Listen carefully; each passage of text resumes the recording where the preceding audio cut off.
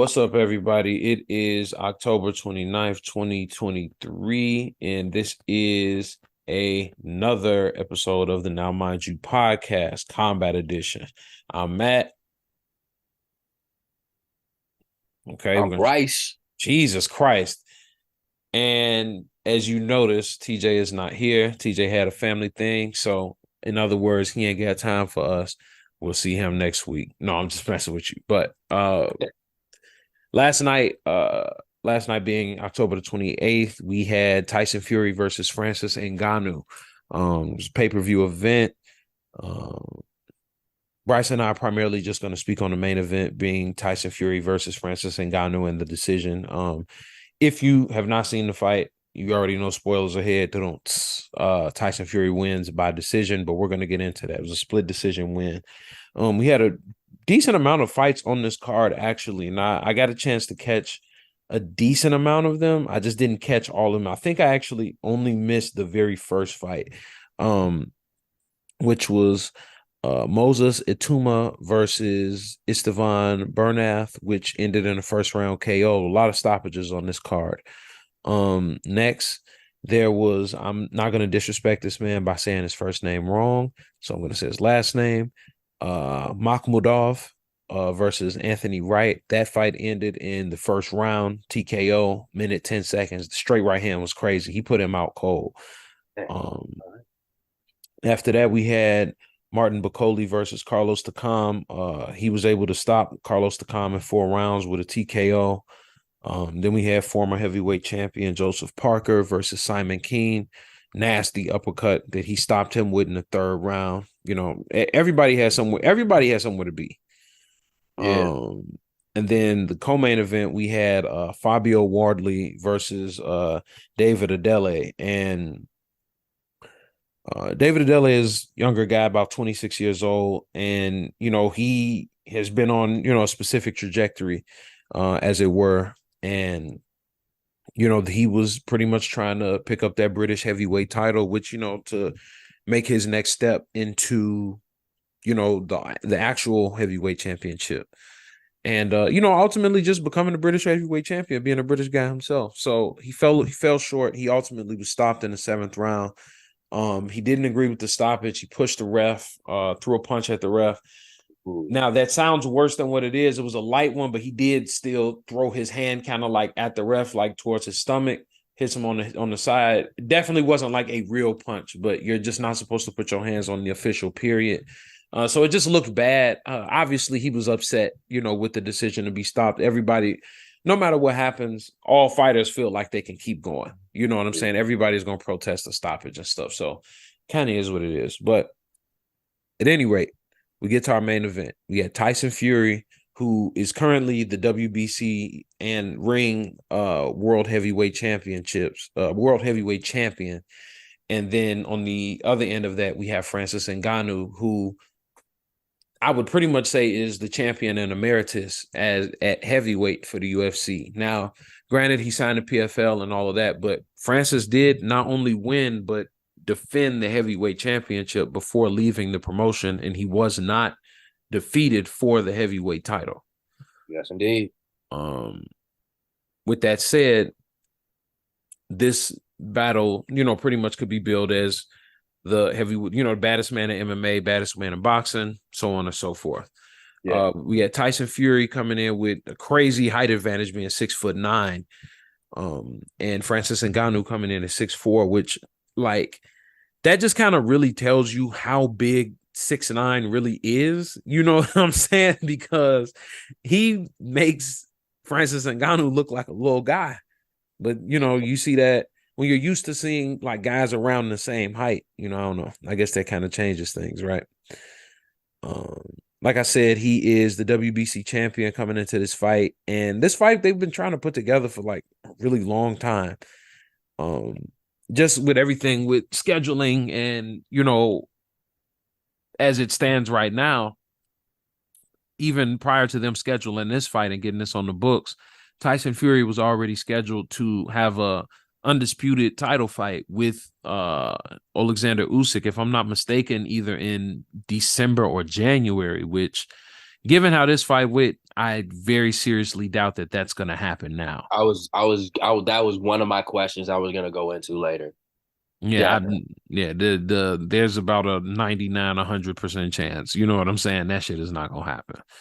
So on the other side, we got Francis Ngannou, 6'4". His reach is billed at 83 inches, which is surprisingly not a huge difference from Tyson Fury, whose reach is billed at 85. So you would think with that height difference, it would be bigger. However, listen, 2 inches is a lot in the world of boxing. Like boxing is all a game of inches. And we see a lot of that very early on in this fight and pretty much throughout it. The fight goes all 10 rounds. Tyson Fury wins via a split decision. Um, Early on, see both guys kind of feeling each other out.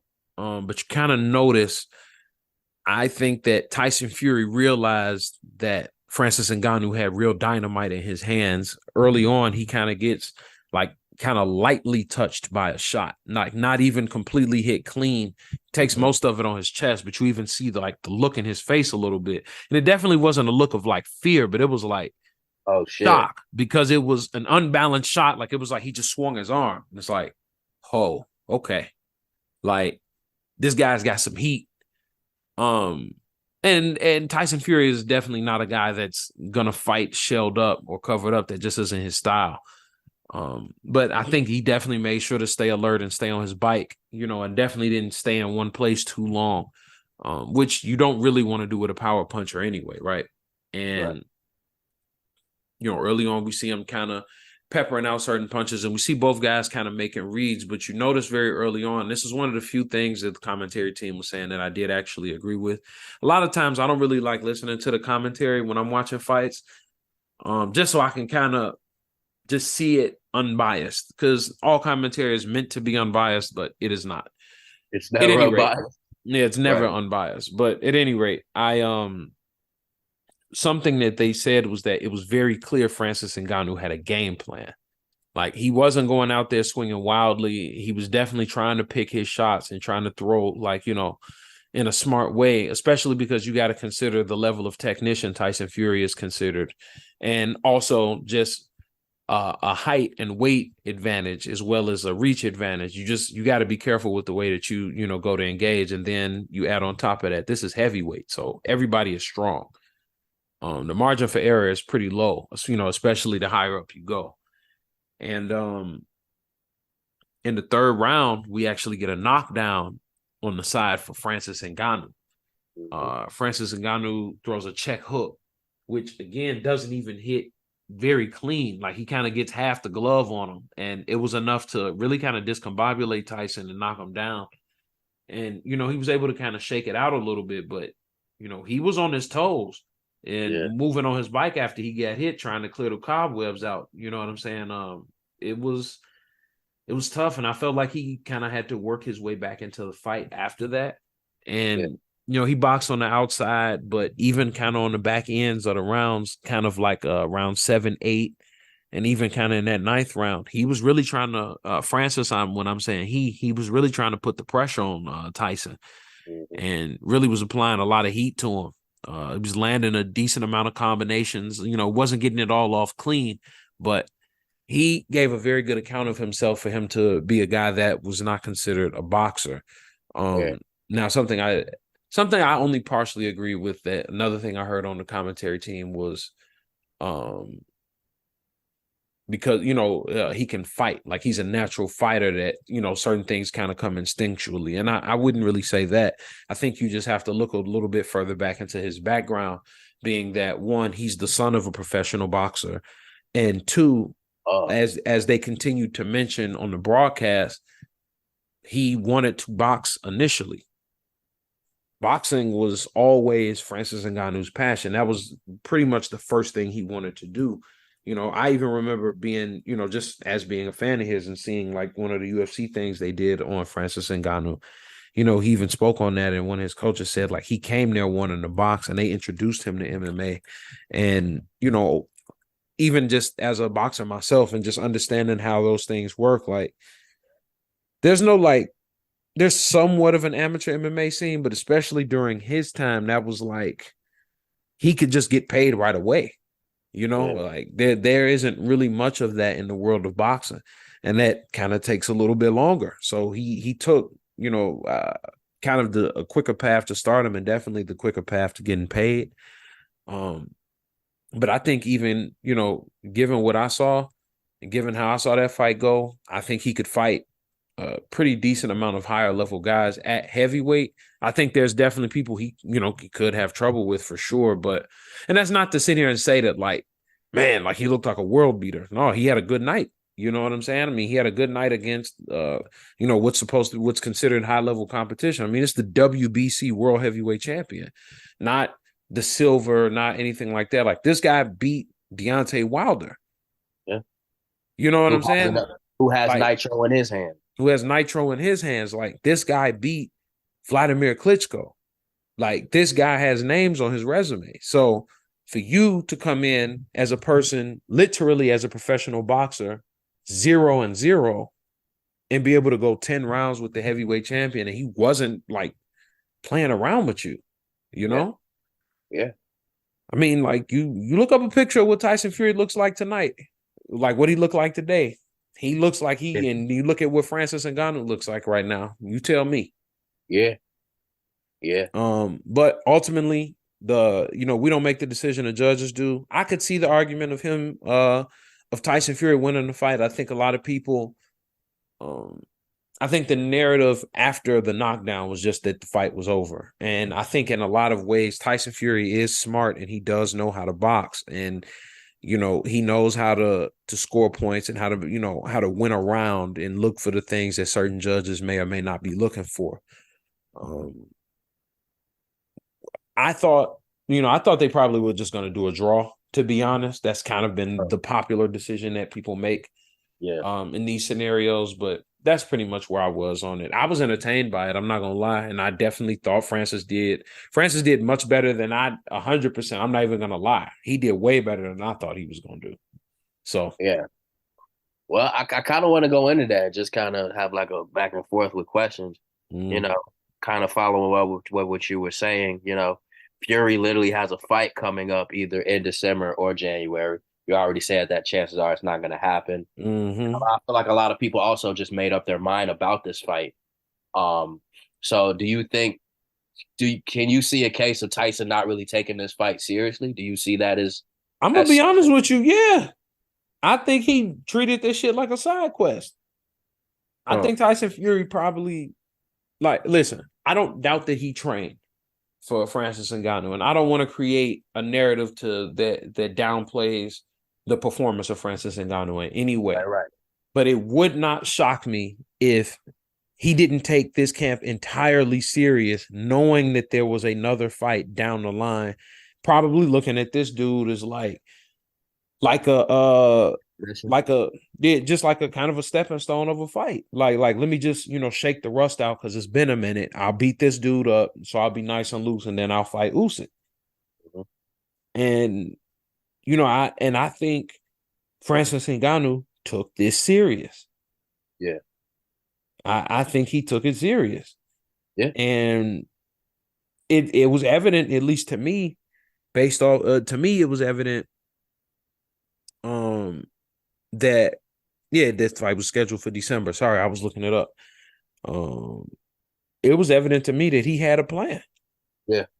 And he clearly was there to apply it. Somebody did a side by side on Twitter, which was a little funny, and it was a picture of Tyson when he was on the ground, and then it was a picture of Cyril Gane when he was on the ground, and it was like it said, "Thinking Francis can't wrestle, thinking Francis can't box."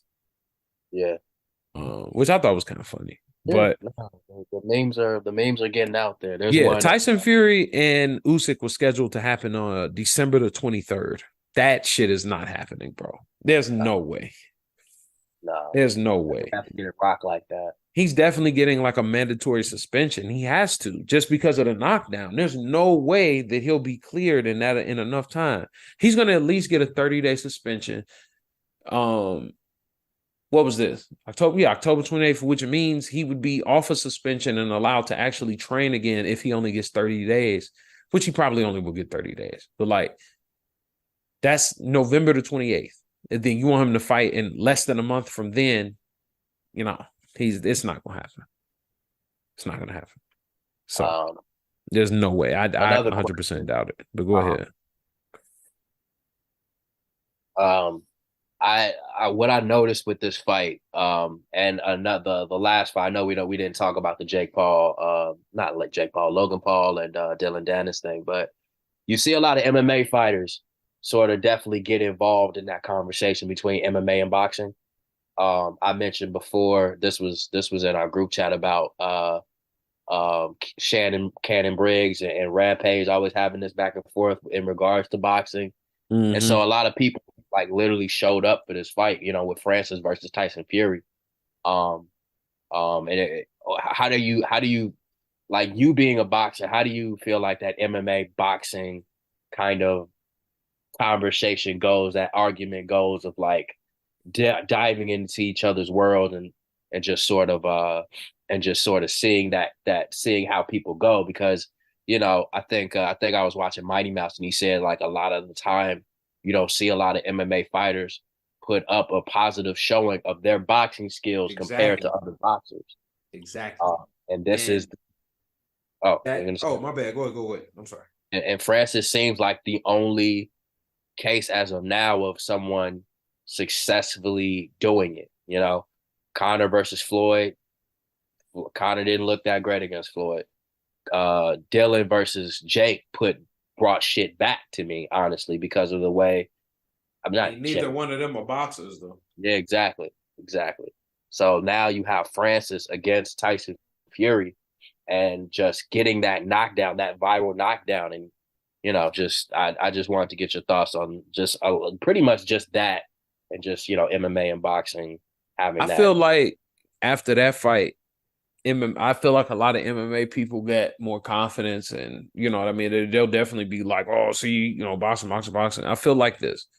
Like, striking is not striking. That's not, you can say that, but all combat sports is nuanced, right? Like, if I came into kickboxing, I would have a distinct advantage in hands for sure, but I would have a distinct disadvantage the minute somebody kicked me in my legs because I'm not conditioned for that. They're conditioned for that. You know what I'm saying? Or even the combinations that I would go for, like, think about it like this. It's more dangerous for a boxer to go into kickboxing because kickboxers have to be aware of more things than boxers have to be aware of.